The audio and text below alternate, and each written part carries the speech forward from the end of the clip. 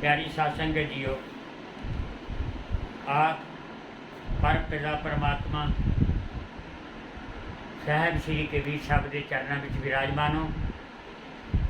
उन्हों का ही स्वरूप महाराज आचार्य बाबा गरीबदास जगतगुरु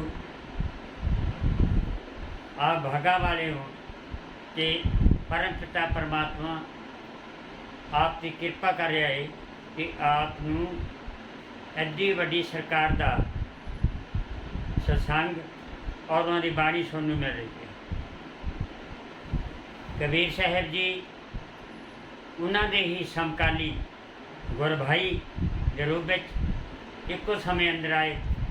जग गुरु बाबा रविदास जी महाराज जी हो, उन्होंने नाल उन्होंने साथी सैन जी, त्रिलोचन जी, धन्ना जी, राहुल जी, ये सारे महापुरुष इकट्ठे सन।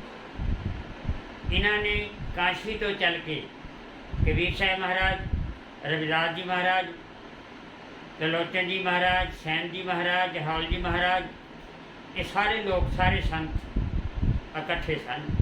इन्होंने पूरे हिंदुस्तान के विच पैदल भ्रमण करके मक्के मदीने तक पैदल गए, अफगानिस्तान तक इन्होंने प्रचार किया। मैं हमेशा बेनती करता किसी भी कौम का, किसी भी मुल्क का, किसी भी मजहब का, किसी भी देश का, किसी भी अंग का, किसी भी रूप का, किसी भी ग्रंथ का, किसी भी पंथ का मेरा विरोध नहीं। मेरा एक ही एक विचार है, रविदास महाराज का विचार, कबीर महाराज जी का विचार, धन्ना जी, राहुल जी, त्रिलोचन जी, सैन जी महाराज का प्रचार सही सही रूप में संगत के चरणों से पहुँच जाए। जब ईन मन लई सकंदर लोधी ने तब महाराज ने आख्या कि मैं ऐसे राज की स्थापना चाहना हाँ, ऐसा चाहूँ राज में जहाँ मिले सबन को अन्न, छोड़ बड़े सब संबसे रविदास रहे प्रसन्न। मैं ऐसे राज की स्थापना करनी चाहना हाँ जितने ऊंचे नीचे शूद्र पंडित ब्राह्मण राजपूत सब इकट्ठे रहें। फिर महाराज जी कहते कि हर आदमी आज़ाद होवे, इस संसार में तो कोई आज़ाद नहीं हो सकता। असी इस लाइन दे अर्थ गलत कर रहे हैं।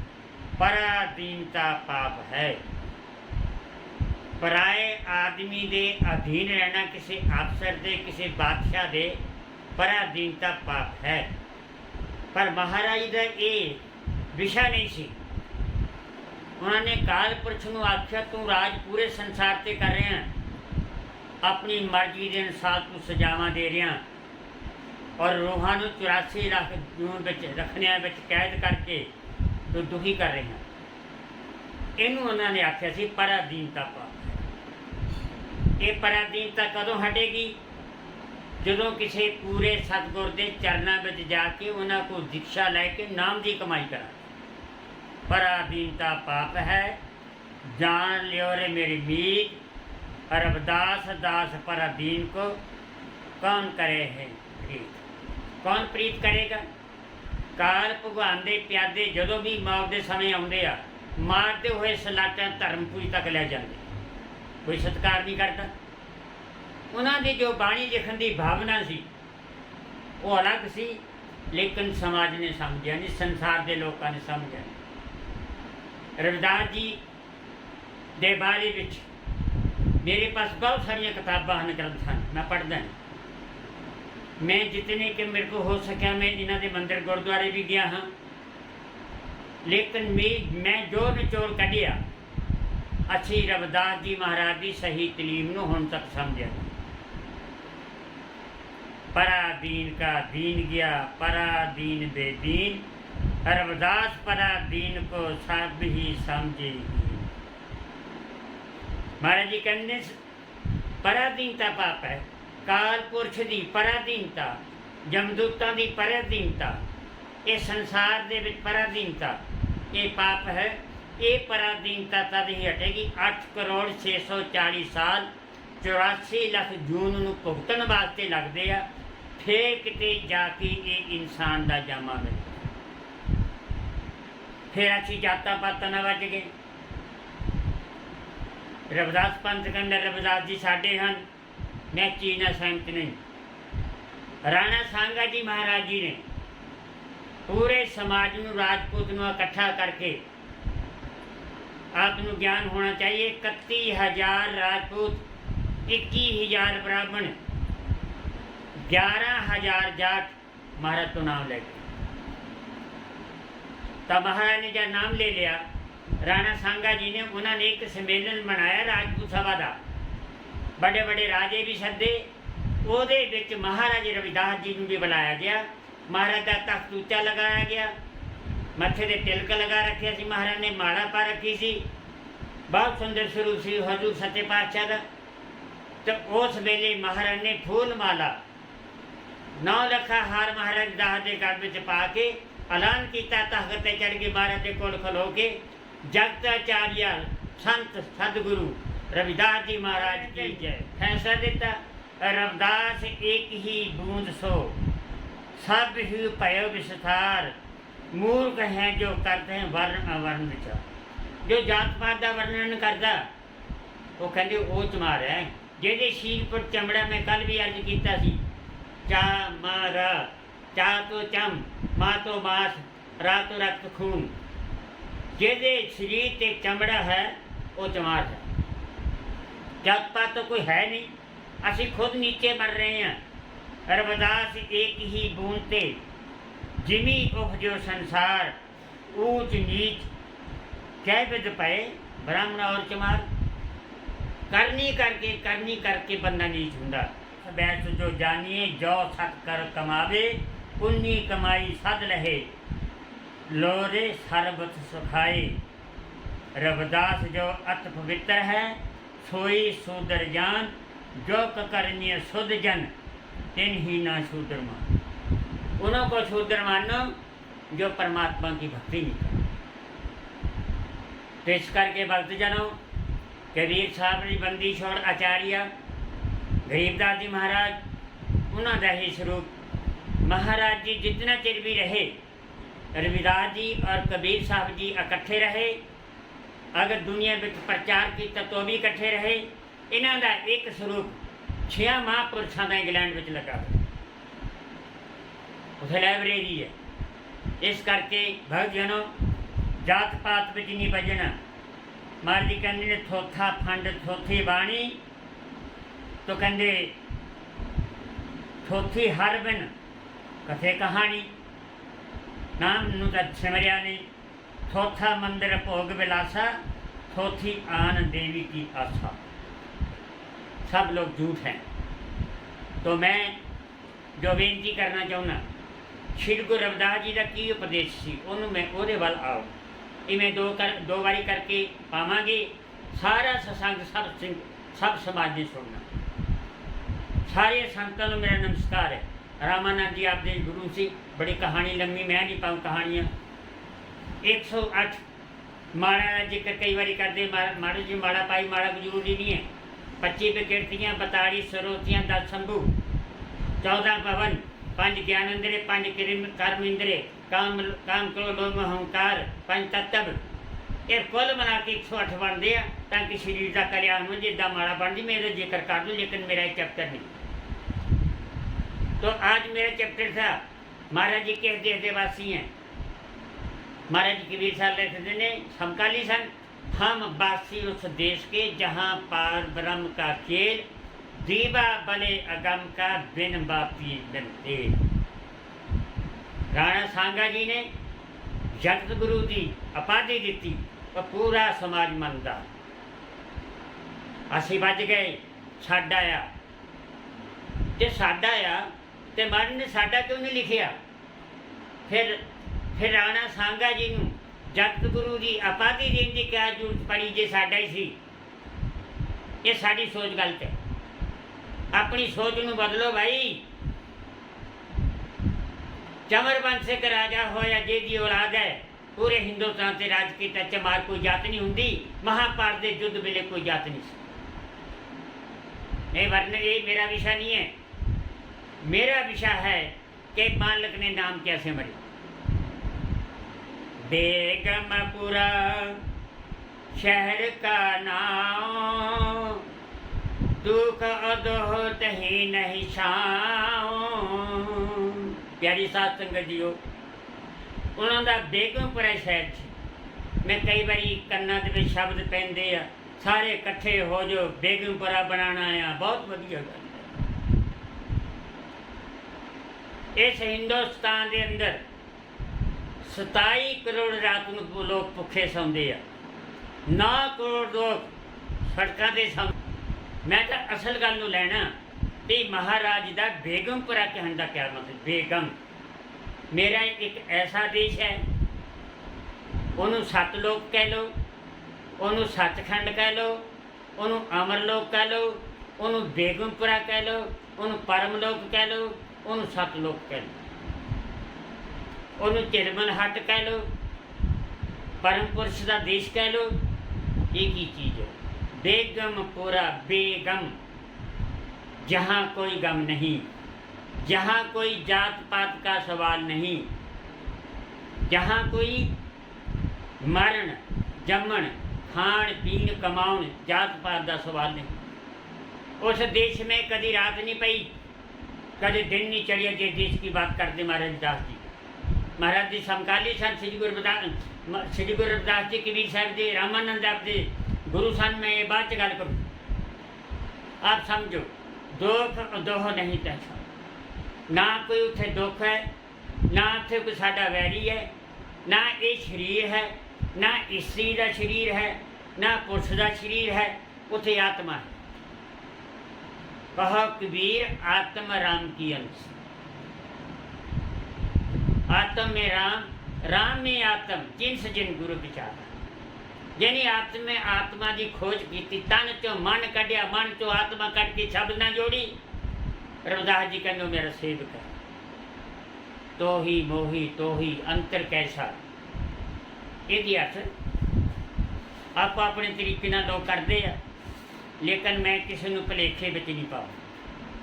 मेरा यही कर्म नहीं। तो ही मोही मोही तो ही अंतर कैसा, इस शब्द का अगर समीकरण किया जाए, ये बनता है सो। इस अगर सही मैंने विचार पूरा गुरु ग्रंथ साहब, बाबे नानक की बाणी, 7 गुरुआं की बाणी, भट्टां की बाणी, 14 रागां विच है। मेरे सतगुरां ने बहुत बड़ी विशालता की, बहुत बड़ा उन्होंने उपराला किया। कले महाराज दास ने 16 रागां विच बाणी लिखी, कबीर साहब ने 16 रागां च बाणी। मैं ना बात से फिर जाऊँ, मैं पूरी बात जो समझानी चाहना, आप भाई समझो, पूरा सत्संग सुनना, छोड़ना नहीं। आपके पैसे नहीं कोई लगते, 2 बारी करके सुन लेना। ऐसा वो देश है, कैसा वो देश है महाराज जी कहते। साढ़े अखां के पिछले पासे सहंदर कमल है, वो उपर त्रिकुटी है, त्रिकुटी के उपर पमल गुफा 10वां द्वार है, 10वें द्वार के ऊपर पमल गुफा है, पमल गुफा के 100 लोग है। तो फिर ये बहुत दूर है। ये 7 पताल ने, 7 सोने के शरीर के छूने ने, 7 अखां तो उपर ने। मैं अर्ज कर दूँ बेगमपुरा कित्थे है। सहंसर साहब तो अगे सहंदर कमल है, सहंदर कमल तो अगे अचिंत लोक है, अचिंत लोक के अगे 100 लोक है, 100 लोक तो अगे मूल सुरती लोक है, मूल सुरती तो अगे अंकर लोक है, अंकर लोक के अगे इच्छा लोक है, इच्छा लोक के अगे बाणी लोक है, बाणी लोक के अगे सहज लोक, सहज लोक है, सहज लोक तो अगे बेगमपुरा है। क्या पढ़िया रविदास नूं? अजे तक कोई जम्मिया नहीं जिन्हें रविदास नूं पढ़िया। इतनी की बाणी ज़्यादा लिख के गए मनुवाद ने, मुसलमाना ने बहुत सारे ग्रंथ चमार होने के नाते घरों अग लाती, शूद्रां दे ते ग्रंथ सड़ जाण। जितनी की बाणी बची है वो समाज के कोल शायद होवे, पर बाणी बहुत सारी लोगों के मकान कच्चे होंदे सी, उन्होंने अग ला ला के मुसलमानों के ग्रंथ साड़ दिते। ये तो थोड़ी बाणी बची है, था बाणी लिख के गए मारे। मंदिर गुरुद्वारे मसीतर उसारो, सोहने बनाओ, लेकिन महाराज की तालीम नूं समझण की कोशिश करो। बेगमपुरे देश के अंदर किसी प्रकार का रोग नहीं, सोग नहीं। महाराज जी कबीर साहब ने अपनी बाणी में लिखा, सोहंग शब्द हम जग में लाए, सार नाम हम गुप्त छुपाए, नामा छिपा ओम तारी, पीछे सोहंग शब्द उच्चारे। ओम प्लस सोम, ये बनया सतनाम वाहिगुरू। तो रविदास जी ने महाराज ने क्या सिमरिया? मेरा वैसे चैप्टर बहुत लंबा, मैं की चाहना कि सही गल आप जी तक पहुँच जाए, सही उपदेश आप तक पहुँच जाए। महाराज ने लिखा, आद अपने इष्ट की मन से तरिए आस, और देवना पूजे पूजिए गुरु रविदास। अगर पूजना है महाराज जी रविदास नूं पूजो, पर उन्होंने सही तरीक नूं सुनो। महाराज जी ने अपनी बाणी के अंदर जगह जगह लिखा, कूप पायो जैसे दादरा कुछ देश बदूस न बूझ, एर ऐसे मेरा मन बिख्या मोया कर आरा पा न सोझ, सगन पवन के नायिका एक छिन दर्श दिखा। सगन पाई मुते ये की प्रमाण ने, सगन पवन के नायिका। हे दाता तू पूरे ब्रह्मांड का मालिक की ब्रह्मांड का मैं दर्शन दिखाओ। कूप पायो जैसे दादरा, मेरी हालत कैसी है? जे कोई में डब्बू गिर गया, मेंढे गिर गया, वो सोचा कि बहुत बड़ा समुद्र है, मैं कूद पै गया, लेकिन उन्होंने ज्ञान है उन्होंने को, डब्बू को ज्ञान नहीं। ऐसा मेरी हालत है। सगल पवन के नाका एक सन दर्शन दिखाओ, मनल पई मत माधवा तेरी गत लखी। किस नाम ना मिलेगा? मेरे पास नजर नित नहीं। मैं ये सारा समाज बड़े प्यार न सुनी। यही शब्द कबीर साहब कोल सी, यही शब्द नामदेव कोल सी, यही शब्द त्रिलोचन कोल सी, यही शब्द राहौल कोल सी, यही शब्द रविदास कोल सी, यही शब्द बाबे नानक कोल सी। केड़ा शब्द सी? सोहंग सोहंग उचरिए, सोहंग सोहंग उचरिए, श्रेष्ठ पुरुष संग प्यार, सोहंग सोहंग उचरिए, कबू न आवे हार, सोहंग सोहंग सोहंग, गुरु का नाम गहीर। गुरु का नाम है गहीर, गहरा। असी क्या सिमर रहे हैं? मैनू सिमरन का कोई इतरा नहीं, आप क्या सिमरते पे, पर अपनी जागरा नहीं गुरु नूं बनना। ये जगत गुरु आचार्य पाधी राणा सांगा ने दे दी। असी कौन होते उस गल नूं बदलने वाले? जेकर असी ये बदलते भी पूरे चमार समाज के ही गुरु आ, तो फिर तो असी इन्ना करके गड़ विच पाता, फिर तो अन्यायी की महाराज के नाल। असी सुनो उन्हों का नाम, उन्होंने बाणी आ, सोहंग सोहंग सोहंग, गुर का नाम गहीर, सोहंग सोहंग सोहम खोजो सत सुधीर, सोहंग सोहंग सोहंग भजन करो गुरदेव, सोहंग सोहंग सोहंग तो जाने निज भेव, सोहंग सोहंग सोहंग संध्या समय ध्यान, आरती वेले भी ध्यान करो, सोहंग सोहंग सोहंग अमृत वेले ध्यान ध्यान, अमृत वेले भी ज्ञान करो, सोहंग सोहंग सोहंग साप्त संग न होई। अगर ये सिमरन करोगे आप मनमुख साखत मनमुख की संगत नहीं करोगे।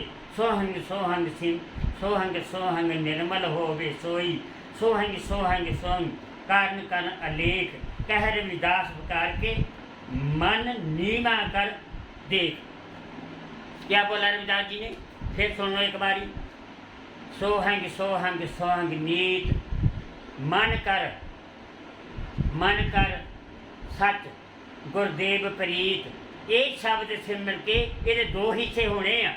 महाराज कमल चंद से लिखा होगा सोहंग, सोहंग सोहंग उचरिए, मन कर सच गुर प्रीत, सोहंग सोहंग नित तरो ध्यान, सच सच सब सच ही मान, ये शब्द को सच माने। सोहंग सोहंग सोहंग नित पूजा, देवी देवन तिस बिन दूजा, सोहंग सोहंग नित करो सत्संग। अगर सत्संग करना तो सोहंग का सत्संग करो, नाम ध्यान मन कर रंग, ये नाम तुम रंगे जाओ, यही नाम है। सोहंग सोहंग निज जाप लीजे, मुगत पत्थर पवनी तरेजे, इसे नाम ने पत्थर तराए, महाराज ने पत्थरी तराई रविदास जी ने।